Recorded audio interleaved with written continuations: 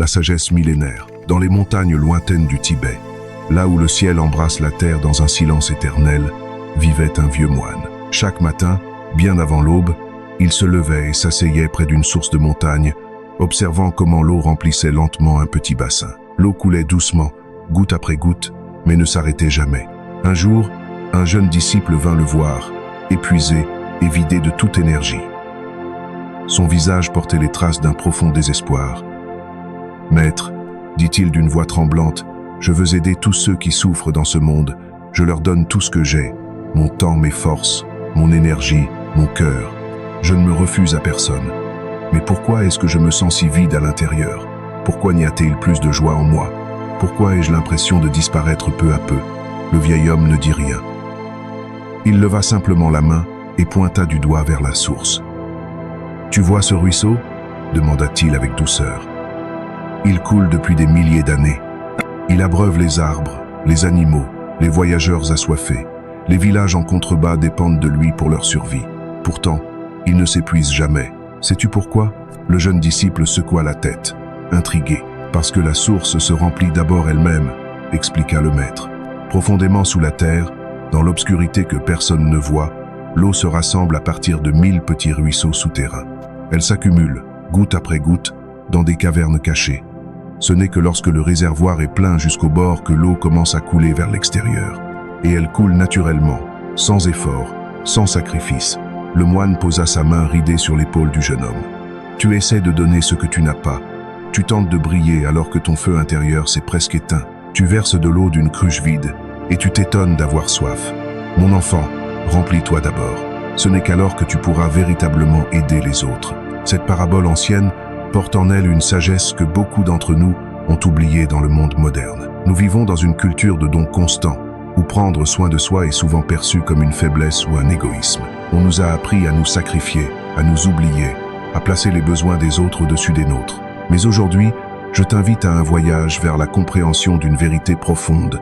Prendre soin de soi n'est pas de l'égoïsme, c'est le fondement d'une compassion authentique. Avant de continuer, je t'invite à t'abonner à la chaîne et à soutenir ce travail par un like. Pour ceux qui souhaitent contribuer au développement de la chaîne, les liens de soutien se trouvent dans la description et dans le commentaire épinglé. Votre soutien permet de créer davantage de contenu de cette nature, et j'en suis profondément reconnaissant. Première partie. L'illusion du sacrifice noble. Depuis notre plus tendre enfance, on nous enseigne certaines règles. Sois gentil, ne pense pas qu'à toi, partage avec les autres, aide tous ceux qui te le demandent. Ces enseignements sonnent nobles, et ils contiennent une part de vérité. Le problème, c'est que nous les assimilons de manière déformée. Nous commençons à croire que notre valeur se mesure à ce que nous donnons aux autres, que l'amour doit se mériter par un sacrifice constant, que si nous disons non, nous cesserons d'être aimés, que notre existence n'a de sens que dans le service aux autres. Cette croyance s'installe profondément, insidieusement, dans notre psyché. Elle devient le fondement sur lequel nous construisons notre identité. Je suis quelqu'un de bien parce que je m'oublie pour les autres, pensons-nous. Je mérite l'amour parce que je me sacrifie. Mais quelle est la conséquence de cette croyance? Imagine un jardin magnifique où poussent de nombreux arbres. Il y a un arbre particulier au centre. Ses racines alimentent une source d'eau qui irrigue tout le jardin. Le jardinier, chaque jour, arrose soigneusement tous les arbres, sauf celui-là. Il est fort, pense-t-il, il peut se débrouiller seul. Les autres ont plus besoin de moi. Les mois passent. L'arbre particulier commence à dépérir. Ses feuilles jaunissent, ses branches se dessèchent, son écorce se fendille. Il donne tout ce qu'il a pour maintenir la source en vie, puisant dans ses dernières réserves. Et puis, un jour, la source cesse de couler. L'eau disparaît. Tous les arbres du jardin commencent à mourir, car le jardinier a oublié l'essentiel, nourrir la racine qui alimentait tout le reste. Tu es cet arbre dans le jardin de ta vie. Tu es la source dont découle l'énergie, l'amour, l'attention, la gentillesse.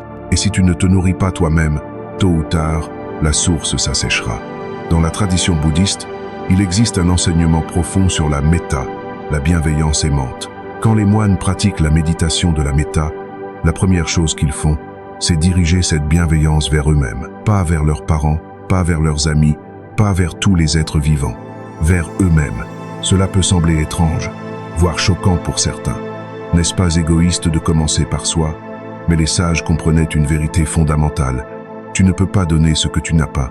Si ton cœur est vide d'amour pour toi-même, qu'offres-tu réellement aux autres? Une obligation, un sens du devoir, la peur d'être rejeté? Soyons honnêtes un instant. Combien de fois as-tu dit oui, alors que chaque cellule de ton corps criait non? Combien de fois as-tu aidé quelqu'un en sentant monter en toi de l'irritation, du ressentiment? Combien de fois as-tu souri alors que ton âme réclamait du silence et de la solitude? Ces moments ne sont pas des actes d'amour. Ce sont des actes de trahison envers toi-même. Et voici ce qui est fascinant. Les gens le sentent. Au niveau subconscient, ils perçoivent que ton aide ne vient pas du cœur, mais de la culpabilité ou du devoir. Cette aide crée une énergie étrange. Celui qui reçoit se sent alourdi, comme s'il était un fardeau. Celui qui donne se sent épuisé, vidé, parfois même amer. Personne n'en sort gagnant. Ce n'est pas le chemin de la compassion, c'est le chemin de la souffrance partagée. La véritable générosité est totalement différente. Elle naît de l'abondance, du trop-plein. Quand ta coupe est pleine, tu partages naturellement avec les autres, non pas parce que tu dois, mais parce que tu ne peux faire autrement. La joie déborde simplement. As-tu déjà observé un enfant heureux? Il ne se demande pas « Devrais-je partager ma joie ?» Il rit simplement, et ce rire contamine tout le monde autour de lui. C'est ça, la vraie générosité. Quand tu es tellement rempli que ton état se transmet naturellement aux autres, sans effort, sans sacrifice. C'est comme le soleil qui brille. Le soleil ne se demande pas s'il doit partager sa lumière. Il brille parce que c'est sa nature, et sa lumière réchauffe toute la terre. De la même manière, quand tu es rempli de lumière intérieure, tu illumines naturellement l'espace autour de toi. Deuxième partie. Ce que signifie vraiment penser à soi. Quand nous disons « pense d'abord à toi », beaucoup de gens imaginent une personne indifférente aux souffrances des autres, occupée uniquement par ses propres plaisirs. Mais c'est une profonde incompréhension. Penser à soi, ce n'est pas ignorer le monde. C'est reconnaître une vérité fondamentale. Tu fais partie intégrante de ce monde, et ton bien-être affecte tout ce qui t'entoure. Le grand maître Zen Thich Nhat Hanh a dit un jour « Si tu es toi-même malheureux, tu ne peux pas aider beaucoup de gens. » Ces mots contiennent une sagesse profonde. Le bonheur n'est pas un luxe égoïste. C'est une condition nécessaire pour apporter du bien dans le monde. Réfléchis à cela. Comment peux-tu offrir la paix si tu es toi-même agité? Comment peux-tu transmettre l'amour si tu ne t'aimes pas? Comment peux-tu inspirer la confiance si tu doutes constamment de toi-même? Prendre soin de soi, c'est d'abord créer un espace de silence chaque matin. Avant de te précipiter sur ton téléphone, avant de te jeter dans les obligations de la journée, prends un moment pour toi. Assieds-toi, ferme les yeux et pose-toi simplement cette question. Comment est-ce que je me sens ce matin? Qu'est-ce qui se passe dans mon monde intérieur? Ce simple acte peut sembler insignifiant, mais il est révolutionnaire. Tu cesses de vivre en pilote automatique et tu commences à être consciemment présent dans ta propre vie. Peut-être découvriras-tu le matin que ton corps est fatigué et demande du repos. Peut-être ressentiras-tu de l'anxiété et comprendras-tu que tu as besoin d'en explorer les causes. Peut-être éprouveras-tu de la joie et souhaiteras-tu la partager avec le monde. Tout cela est une information précieuse. C'est le langage de ton âme. Et si tu n'écoutes pas ce langage, tu perds la connexion avec toi-même. Tu deviens un étranger dans ta propre maison. Prendre soin de soi signifie également apprendre à distinguer tes véritables désirs des attentes imposées de l'extérieur. Combien de choses fais-tu parce que c'est comme ça qu'il faut faire? Combien de rôles joues-tu parce que tu crains de décevoir les autres? Nous vivons dans une société de masques. Dès l'enfance, on nous apprend à les porter. Le masque de la personne qui réussit, le masque de l'ami dévoué, le masque de la personne forte qui ne montre jamais sa vulnérabilité. Ces masques deviennent si habituels que nous oublions notre véritable visage. Le bouddhisme enseigne la pratique de l'observation attentive. Simplement remarquer ce qui se passe à l'intérieur, sans jugement. En ce moment, je ressens de la fatigue. En ce moment, la peur habite en moi. En ce moment, j'éprouve de la joie. Ne pas essayer de changer, ne pas évaluer comme bon ou mauvais, simplement reconnaître. C'est le premier pas vers un véritable soin de soi. Reconnaître que tes émotions ont le droit d'exister, que ta fatigue est réelle, que tes besoins sont importants, que tu n'as pas à te justifier d'exister. Mais ici se pose une question importante. Comment distinguer les véritables besoins des caprices de l'ego? Comment savoir quand le soin de soi est authentique et quand ce n'est qu'une fuite de la responsabilité? La réponse réside dans la qualité de l'état intérieur. Le véritable soin de soi apporte un sentiment profond de paix et de plénitude. Les caprices de l'ego apportent un plaisir temporaire, suivi d'un vide. Par exemple, Si tu te sens fatigué et décides de te reposer, de te promener dans la nature ou de méditer, c'est prendre soin de toi. Tu sens tes forces se restaurer, ta clarté revenir, ta connexion à la vie se renforcer. Mais si tu fuis tes problèmes en regardant des séries sans fin ou en faisant défiler des réseaux sociaux sans but, ce n'est pas prendre soin de toi, c'est éviter. Après cela, tu te sens encore plus vide, encore plus déconnecté. Le véritable soin de soi mène toujours à plus de conscience, plus d'énergie, plus de connexion à la vie. Le faux soin de soi mène à l'engourdissement, à la fuite, à la déconnexion. Apprendre à faire cette distinction demande de l'honnêteté envers soi-même. Cela demande de ralentir suffisamment pour vraiment ressentir ce qui se passe à l'intérieur. Dans notre monde rapide, cette pause peut sembler un luxe, mais c'est en réalité une nécessité. Troisième partie, les racines de la culpabilité et leur libération. Pourquoi est-il si difficile pour tant d'entre nous de prendre soin de nous-mêmes? Pourquoi ressentons-nous de la culpabilité quand nous mettons nos besoins en premier? La réponse se trouve dans notre éducation et nos conditionnements culturels. Dès la petite enfance, nous sommes programmés d'une certaine manière. Souviens-toi de ce qui se passait quand tu étais enfant et que tu voulais quelque chose pour toi. Peut-être que tes parents disaient « Ne sois pas égoïste, pense aux autres, tu dois partager ». Ces mots, prononcés avec les meilleures intentions, ont pu créer une croyance profonde. Vouloir quelque chose pour soi, c'est mal. Ou rappelle-toi des situations où tu étais fatigué et voulais te reposer, mais on te jugeait. Ne sois pas paresseux. Les autres enfants aident leurs parents et toi tu ne penses qu'à toi. Progressivement se forme une voix intérieure qui dit « Tes besoins ne sont pas importants. Tu n'as de valeur que lorsque tu es utile aux autres. » Cette croyance toxique devient le fondement de la personnalité. La personne commence à mesurer sa valeur par la quantité de ce qu'elle donne. Elle devient dépendante de l'approbation des autres, perdant le contact avec ses véritables désirs. Dans la psychologie bouddhiste, il existe le concept de samskaras, des empreintes mentales profondes formées par l'expérience passée. Ces empreintes fonctionnent automatiquement, déterminant nos réactions et notre comportement. Le sentiment de culpabilité pour avoir pris soin de soi est un samskara. Il a été formé par des années de conditionnement et il continuera à fonctionner jusqu'à ce que nous l'éclairions avec la lumière de la conscience. Comment se libérer de ce samskara? La première étape est de le voir. Remarquez quand le sentiment de culpabilité surgit. Ne pas lutter contre lui, ne pas le réprimer, simplement observer. Voilà, c'est ce sentiment familier. Je veux me reposer, et immédiatement surgit une voix. Tu dois travailler, tu es paresseux. La deuxième étape est d'explorer l'origine de cette voix. À qui appartient-elle réellement? Est-ce la tienne? Ou est-ce la voix de ta mère, de ton père, d'un enseignant, de la société? Souvent, nous découvrons que les voix que nous considérons comme les nôtres appartiennent en fait à d'autres personnes. La troisième étape est de poser la question « Cette croyance me sert-elle? Rend-elle ma vie meilleure ?» La réponse honnête est généralement non. Le sentiment de culpabilité ne nous rend pas plus gentils ou meilleurs, il nous épuise simplement. La quatrième étape est de choisir consciemment une nouvelle croyance. J'ai le droit de prendre soin de moi. Mes besoins sont importants. Je peux dire non et rester une bonne personne.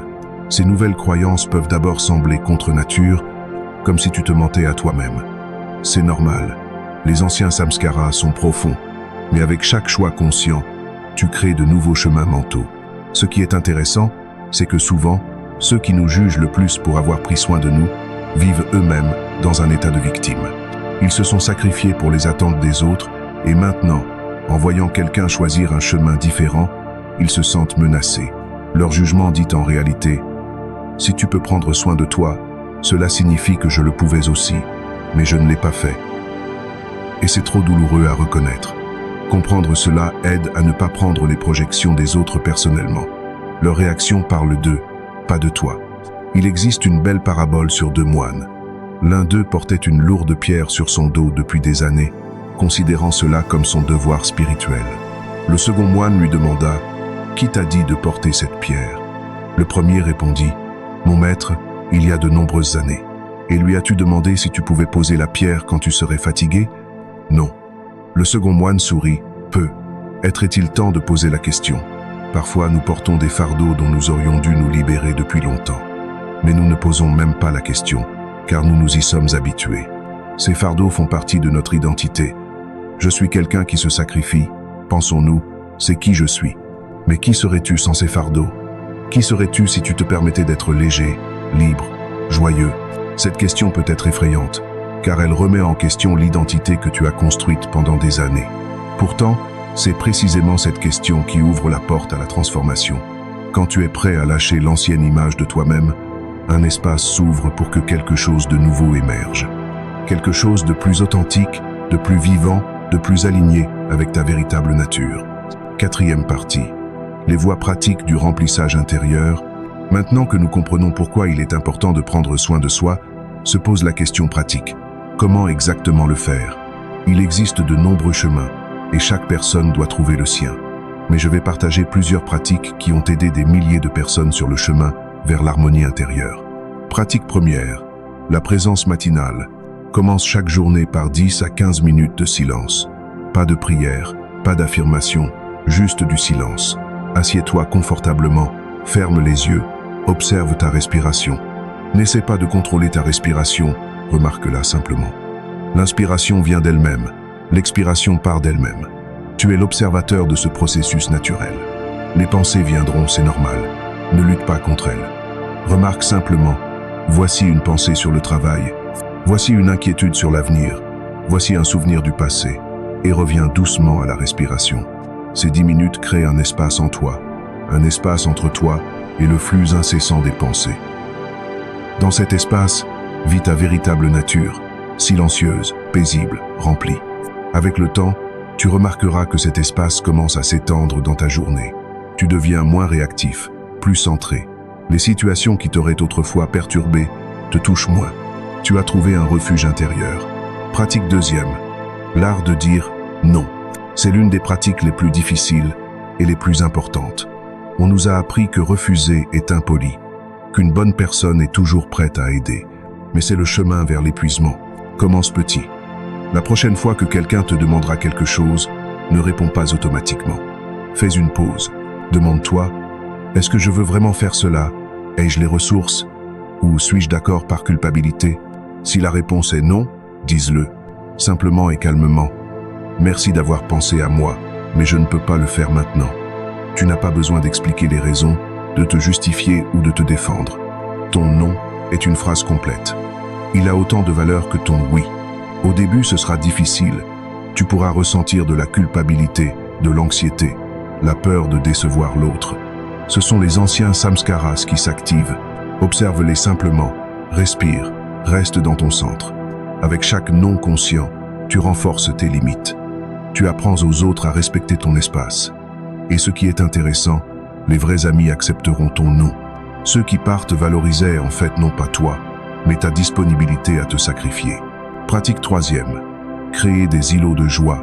Qu'est-ce qui t'apporte de la joie? Pas du plaisir, pas du divertissement, mais une joie véritable et profonde, quand tu sens « oui, je suis vivant, c'est merveilleux ». Être est une promenade en forêt, quand tu entends le bruissement des feuilles et le chant des oiseaux. Être est-ce le dessin, quand tu perds la notion du temps. Être est-ce jouer d'un instrument de musique, lire, jardiner, danser. Chacun a ses propres sources de joie. L'important n'est pas ce que c'est, mais que tu crées du temps pour cela, non pas comme une récompense pour la productivité, mais comme une partie nécessaire de la vie. Intègre dans ta journée au moins 20 à 30 minutes de joie pure. Ce n'est pas de l'égoïsme, c'est restaurer la connexion avec la vie. Dans ces moments, tu te remplis d'énergie que tu peux ensuite naturellement offrir aux autres. La joie n'est pas un luxe, c'est un carburant pour l'âme. Sans elle, nous devenons secs, rigides, mécaniques. Avec elle, nous sommes vivants, fluides, créatifs. Pratique quatrième. La conscience corporelle. Ton corps est un enseignant sage. Il dit toujours la vérité, contrairement à l'esprit qui peut se tromper lui-même. Quand tu sens une tension dans les épaules, le corps dit « tu portes trop ». Quand l'estomac se serre, il avertit de l'anxiété. Quand un mal de tête apparaît, il signale le stress. Apprends à écouter ces signaux. Plusieurs fois par jour, fais une pause et scanne ton corps. Commence par le sommet de la tête, descends lentement en remarquant les sensations dans chaque partie du corps. Où y a-t-il de la tension? Où y a-t-il de la légèreté? Qu'est-ce que ton corps essaye de te dire? Cette pratique simple te ramène au moment présent. Tu cesses de vivre uniquement dans ta tête et commences à ressentir la plénitude de ton existence. Le corps ne ment jamais. Si tu ressens une contraction quand quelqu'un te demande quelque chose, c'est un non du corps. Si tu sens une expansion, une ouverture, c'est un oui. Apprends à faire confiance à cette sagesse corporelle. Pratique 5e. Le journal de gratitude envers soi-même. Chaque soir avant de dormir, note 3 choses pour lesquelles tu es reconnaissant envers toi-même aujourd'hui. Pas des réalisations, pas des succès, juste des moments où tu as été bon envers toi-même. Aujourd'hui, je me suis permis de me reposer quand j'étais fatigué. Aujourd'hui, j'ai dit non à ce que je ne voulais pas faire. Aujourd'hui, je me suis préparé un repas délicieux. Cette pratique réoriente l'attention. Au lieu de te concentrer sur ce que tu n'as pas fait, sur les erreurs et les défauts, tu commences à remarquer comment tu prends soin de toi. Progressivement, cela change le dialogue intérieur. La voix de l'autocritique devient plus silencieuse et la voix de l'amour de soi plus forte. Pratique 6e. La méditation de la bienveillance envers soi.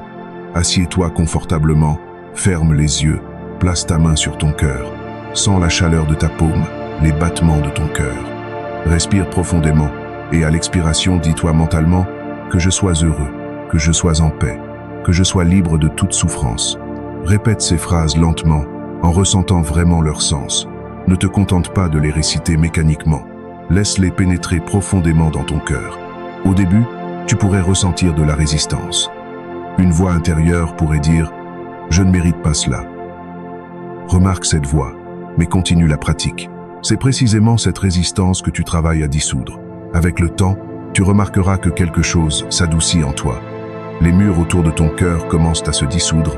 Tu te permets de recevoir ta propre gentillesse. Pratique 7e. Les rituels de transition. Crée des rituels qui marquent les transitions dans ta journée. Entre le travail et la maison, prends 5 minutes pour toi.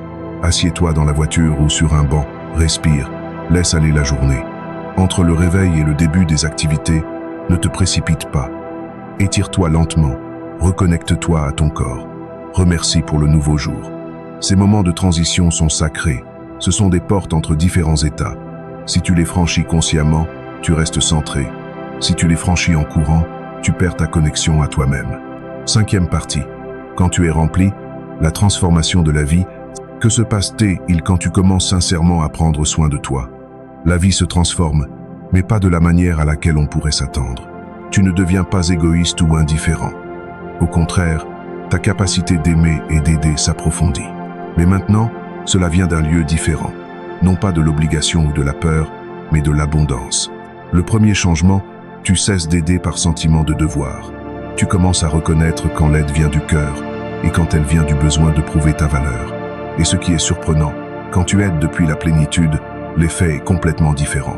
Ton énergie est pure, les gens le sentent. Ils reçoivent non seulement une aide pratique, mais aussi l'inspiration de ton état. Le deuxième changement, ta présence devient curative. Même sans faire quoi que ce soit de spécial, simplement en étant là, tu crées une atmosphère de paix. Les gens à tes côtés commencent à respirer plus profondément. Leurs tensions se relâchent. Ils sentent qu'ils peuvent être eux-mêmes, parce que tu te permets d'être toi-même. C'est le phénomène de résonance. Quand un diapason est accordé sur une certaine fréquence et commence à sonner, les diapasons à proximité commencent à vibrer sur la même fréquence.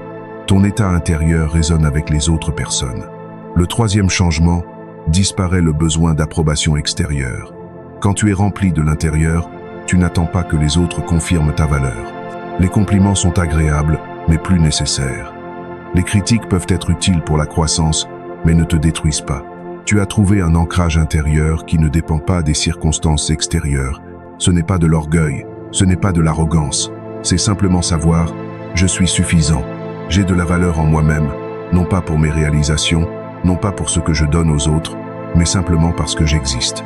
Le quatrième changement, la vie commence à couler plus facilement. Dans la tradition taoïste, cela s'appelle Wu Wei, l'action par la non-action. Tu cesses de pousser la rivière. Tu ne forces pas les événements à se produire. Tu n'essaies pas de tout contrôler autour de toi. Tu te déplaces simplement dans le flux de la vie, faisant confiance au processus. Ce n'est pas de la passivité. C'est une présence active dans le moment, une disponibilité à agir quand le temps vient et une disponibilité à lâcher prise quand l'action n'est pas nécessaire. Paradoxalement, quand tu cesses de tant essayer, d'atteindre, de prouver, la vie devient plus efficace. Les choses se produisent naturellement, les synchronicités se multiplient, les portes s'ouvrent là où il y avait des murs. Le cinquième changement, tu découvres la profondeur de la solitude.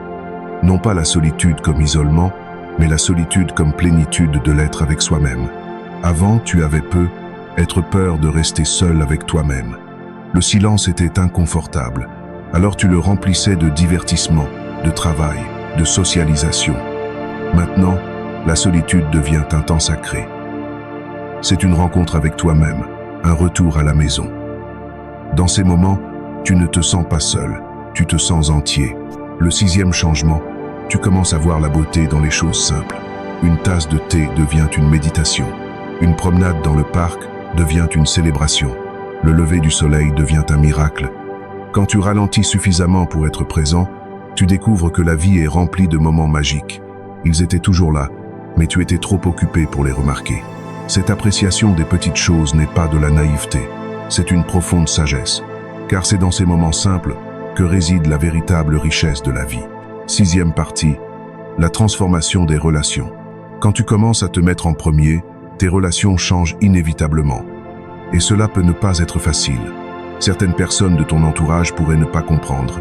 Elles étaient habituées à l'ancien toi, celui qui était toujours disponible, qui aidait toujours, qui se sacrifiait toujours. Quand tu commences à établir des limites, à dire non, à te choisir, pour elles, cela peut être un choc. Elles pourraient t'accuser d'égoïsme, de dire que tu as changé en mal. C'est un moment critique. Ici, beaucoup abandonnent et retournent aux anciens schémas, car ils ont peur de perdre les relations. Mais voici ce qu'il est important de comprendre. Les relations basées sur ton sacrifice ne sont pas de vraies relations. C'est de la codépendance, où l'autre personne dépend non pas de toi, mais de ta disponibilité à t'oublier. Le véritable amour, la véritable amitié soutient ta croissance. Les gens qui t'aiment sincèrement se réjouiront que tu aies enfin commencé à prendre soin de toi. Ils soutiendront tes limites, même si cela nécessite qu'ils s'adaptent. Ceux qui partent, qui s'offensent, qui essaient de manipuler avec la culpabilité, ils montrent leur vraie nature. Ils valorisaient non pas toi, mais ta fonction dans leur vie. Laisser partir ces personnes fait mal, mais c'est nécessaire pour ta croissance. Cela libère de l'espace pour de nouvelles relations saines. Et ce qui est surprenant, quand tu commences à te respecter, tu attires naturellement des personnes qui se respectent aussi. Apparaissent des relations d'une nouvelle qualité, mûres, réciproques, sans manipulation ni jeu. Dans ces relations, chaque personne est entière en elle-même. Vous ne comblez pas le vide l'un de l'autre, vous partagez la plénitude. Cela crée une énergie complètement différente. Au lieu de la codépendance surgit l'interdépendance, une connexion saine, où chacun est libre d'être soi-même, et c'est précisément cette liberté qui crée la profondeur de l'intimité. Tu découvres également que tu n'as plus besoin d'autant de relations. La qualité devient plus importante que la quantité. Quelques amis véritables avec qui tu peux être authentique valent mieux que des dizaines de connaissances superficielles. Cette sélection naturelle n'est pas du snobisme. C'est simplement que ton énergie est devenue plus précieuse pour toi. Tu ne la gaspilles plus dans des interactions vides. Tu la réserves pour ce qui a vraiment du sens. Septième partie. La dimension spirituelle du soin de soi. Au niveau le plus profond, prendre soin de soi est une pratique spirituelle. Ce n'est pas simplement une compétence psychologique ou un conseil pour le bien-être. C'est un chemin vers l'éveil. Dans la tradition bouddhiste, une des vérités principales dit « Tu dois toi-même aspirer ». Les Bouddhas ne font qu'indiquer le chemin. Personne ne peut s'éveiller à ta place. Personne ne peut parcourir ton chemin pour toi. Quand tu prends la responsabilité de ton bien-être, tu prends la responsabilité de ton évolution spirituelle. Tu cesses d'attendre que quelqu'un vienne et te sauve, un enseignant, un partenaire, les circonstances. Tu deviens ton propre refuge. C'est la véritable indépendance, non pas l'isolement du monde, mais l'enracinement dans ton centre intérieur. Il existe une belle histoire zen. Un élève vint voir le maître et dit « Je veux trouver l'illumination ». Le maître répondit « Magnifique, va et trouve-la ». L'élève était perplexe. « Mais ne m'aiderez-vous pas ?» Le maître sourit « Je peux te montrer la porte, mais c'est toi qui dois entrer. Prendre soin de soi, c'est cette porte. Quand tu te traites avec amour, bonté, compassion, tu ouvres la porte vers ta vraie nature. Parce que ta vraie nature n'est pas l'ego avec ses peurs et ses désirs. C'est la conscience pure qui observe tout cela. C'est l'espace de paix qui existe au-delà des pensées et des émotions. Quand tu te remplis, non pas de choses matérielles, non pas de réalisations extérieures, mais de silence intérieur, tu touches cet espace. Et dans ce moment, quelque chose de magique se produit. tu comprends que tu n'as jamais été vide. L'idée de vide était une illusion créée par l'esprit. En réalité, tu as toujours été plein de vie, de conscience, d'être. Cette réalisation change tout. Tu cesses de chercher le remplissage à l'extérieur, tu cesses d'essayer de combler un vide intérieur avec des relations, des réalisations, de la reconnaissance. Tu es simplement. Et c'est suffisant. Plus que suffisant, c'est tout.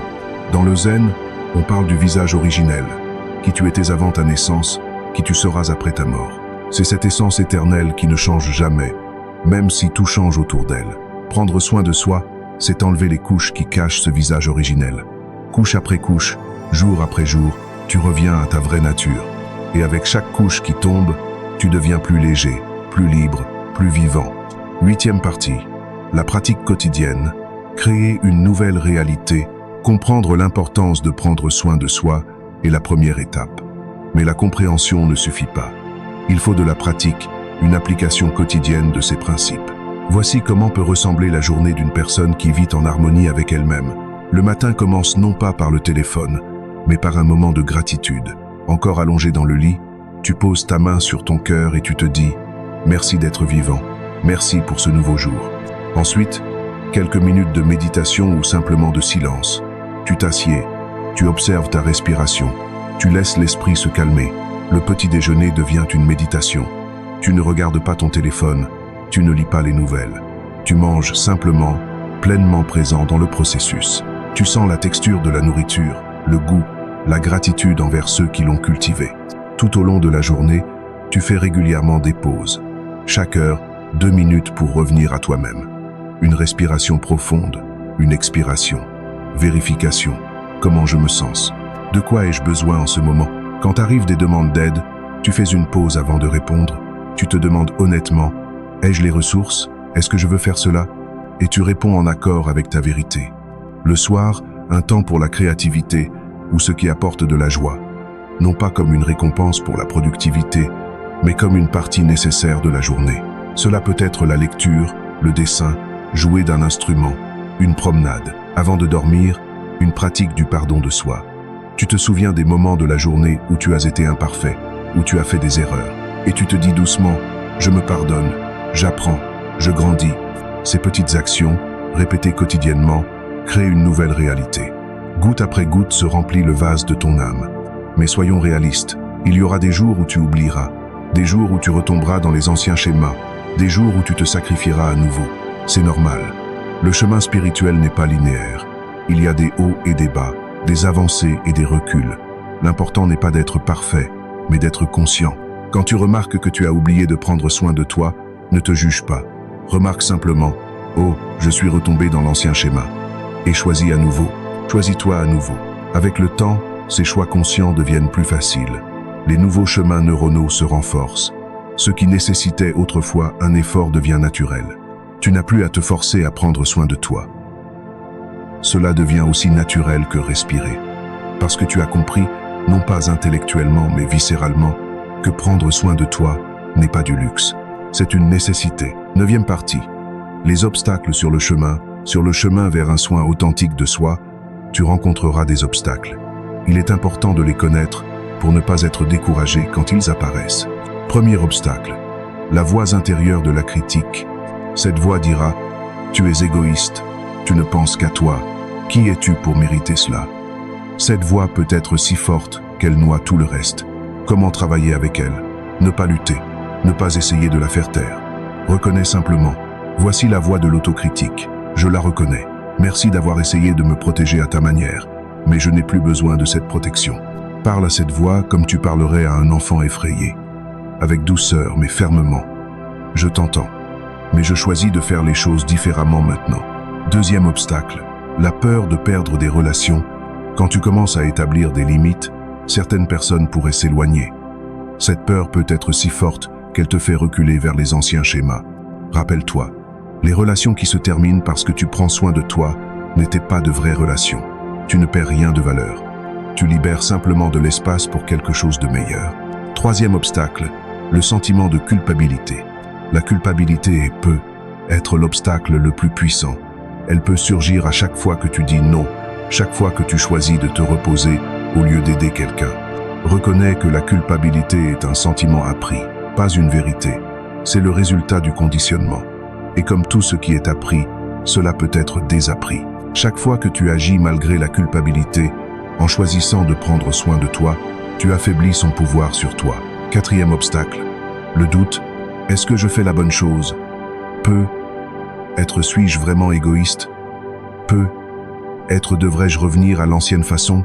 Le doute est naturel sur tout chemin de transformation. Ne le vois pas comme un ennemi. Vois-le comme une invitation à approfondir ta compréhension. Quand le doute surgit, reviens à ton corps. Comment te sens-tu quand tu prends soin de toi? Plus léger, plus énergique, plus vivant. Ton corps, c'est la vérité. 5e obstacle, l'impatience. Tu veux des résultats immédiats.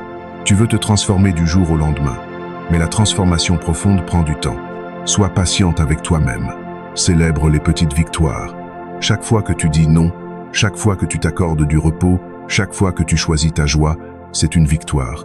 Ces petites victoires s'accumulent. Et un jour, tu te retourneras et tu seras étonné de voir à quel point tu as changé. 10e partie, l'impact sur le monde. Il y a une question qui peut surgir. Si tout le monde ne pense qu'à soi, que devient le monde? N'est-ce pas de l'égoïsme collectif? Cette question révèle une incompréhension fondamentale. Prendre soin de soi de manière authentique ne conduit pas à l'égoïsme. Cela conduit à une compassion plus profonde et plus durable. Pense à la métaphore de l'avion. En cas de dépressurisation, tu dois d'abord mettre ton propre masque à oxygène avant d'aider les autres. Pourquoi? Parce que si tu t'évanouis, tu ne pourras aider personne. C'est le même principe dans la vie. Si tu t'épuises complètement, tu ne peux aider personne. Mais si tu es rempli, ta capacité d'aider s'étend exponentiellement. Et il y a quelque chose de plus profond. Quand tu prends soin de toi, tu donnes aux autres la permission de faire de même. Tu deviens un modèle de ce que signifie vivre de manière authentique et équilibrée. Dans un monde où tant de gens sont épuisés, stressés, déconnectés de leur propre essence, ton exemple de soin de soi est révolutionnaire. Tu montres qu'il existe une autre façon de vivre. Imagine si chaque personne dans le monde prenait vraiment soin d'elle-même. Non pas de manière égoïste, mais de manière consciente. Chacun serait rempli, centré, en paix. De ce lieu de plénitude, les actions vers les autres seraient transformées. Plus de sacrifices amers, plus d'aide donnée avec ressentiment. Seulement un partage naturel de l'abondance intérieure. Les relations seraient transformées. Les familles deviendraient des espaces de soutien mutuel, non de sacrifice. Les communautés deviendraient des réseaux d'interdépendance saine, non de codépendance. Le travail serait transformé. Au lieu de l'épuisement professionnel endémique, les gens apporteraient leur meilleur moi à leur travail, parce qu'ils auraient l'énergie pour cela. La créativité fleurirait. Parce que la créativité nécessite de l'espace, et l'espace se crée quand tu n'es pas constamment en train de courir pour répondre aux demandes des autres. C'est la vision d'un monde où le soin de soi est normalisé, valorisé, enseigné. Ce n'est pas de l'utopie. C'est possible. Et cela commence avec chaque individu qui fait le choix de prendre soin de lui-même. Tu fais partie de ce mouvement. Chaque fois que tu choisis de te mettre en premier, tu contribues à créer cette nouvelle réalité. Tu es un pionnier sur ce chemin. Le voyage continue. Nous avons parcouru un long chemin ensemble aujourd'hui.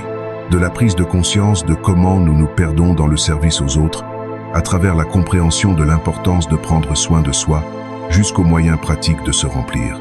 Mais la chose la plus importante que je veux que tu emportes de cette conversation, c'est ceci.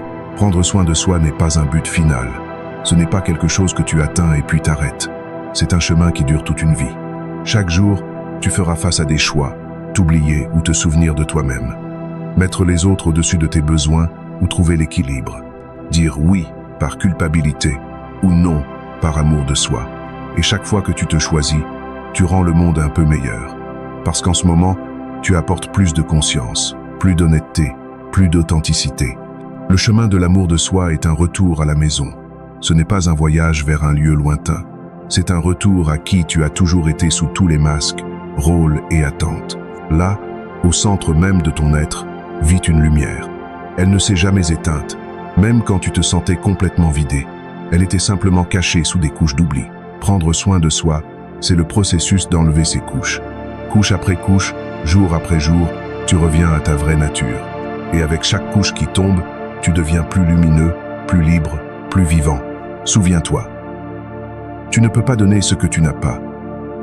Mais quand tu es rempli, quand ta coupe déborde, tu offres au monde non pas par devoir, mais par abondance intérieure. Et ce don est d'une qualité complètement différente. Il guérit, inspire, transforme. Alors commence aujourd'hui. Maintenant même, place ta main sur ton cœur et dis-toi avec une sincérité totale, je me choisis, non pas par égoïsme, mais par amour. Je promets de prendre soin de moi comme je prends soin des autres. Je promets d'écouter ma voix intérieure. Je promets de respecter mes limites. Je promets de me remplir afin de pouvoir illuminer le monde. Que ces mots deviennent ta pratique quotidienne. Répète-les chaque matin, qu'ils te rappellent qui tu es et vers quoi tu tends. Et rappelle-toi, tu n'es pas seul sur ce chemin. Des milliers de personnes à travers le monde s'éveillent à cette vérité. Nous créons une nouvelle culture, une culture de soins conscients de soi, qui devient la base d'un véritable service au monde. Tu es digne d'amour, tu es digne de soins, tu es digne d'être la personne la plus importante dans ta propre vie. Non pas parce que tu as fait quelque chose ou accompli quelque chose, mais simplement parce que tu existes. Et c'est plus que suffisant. La vie est un cadeau précieux. Chaque respiration est un miracle. Chaque battement de cœur est une célébration. Quand tu prends soin de toi, tu honores ce cadeau. Tu dis oui à la vie. Et la vie répond à ce oui. Elle s'ouvre à toi de manière que tu ne peux pas encore imaginer. Les portes s'ouvrent, les chemins apparaissent. La magie commence à se déployer. Mais tout commence par ce premier pas, te choisir, décider que tu es important, reconnaître que ton bien-être n'est pas un luxe, mais une nécessité. Ce pas peut sembler petit, mais c'est le pas le plus important que tu puisses faire, parce que de ce pas naissent tous les autres changements. Alors fais ce pas aujourd'hui, et demain fais-le encore, et le jour d'après. Pas à pas tu te transformes, pas à pas tu reviens à toi-même. Et dans ce retour à toi-même, tu découvres quelque chose de merveilleux. Tu n'étais jamais vraiment perdu. Tu étais toujours là, attendant patiemment que tu te souviennes. Bienvenue à la maison. Je te remercie du fond du cœur d'avoir été avec moi tout au long de ce voyage profond. Si ces mots ont trouvé un écho dans ton âme, abonne-toi à la chaîne et mets un like. Cela aide à partager cette sagesse avec plus de personnes. Écris dans les commentaires ce que tu as ressenti. Quelle partie de cette conversation t'a le plus touché? Quelle pratique es-tu prêt à commencer à appliquer dès aujourd'hui? Clique sur la cloche pour ne pas manquer les nouveaux contenus. Sur la chaîne, de nombreuses autres pratiques et réflexions sur le chemin vers l'harmonie intérieure et l'éveil t'attendent. Merci pour ton attention, pour ta présence, pour ta volonté de grandir et de te transformer. Que ton chemin soit rempli de lumière, de paix et d'amour profond pour toi-même. Prends soin de toi, tu le mérites.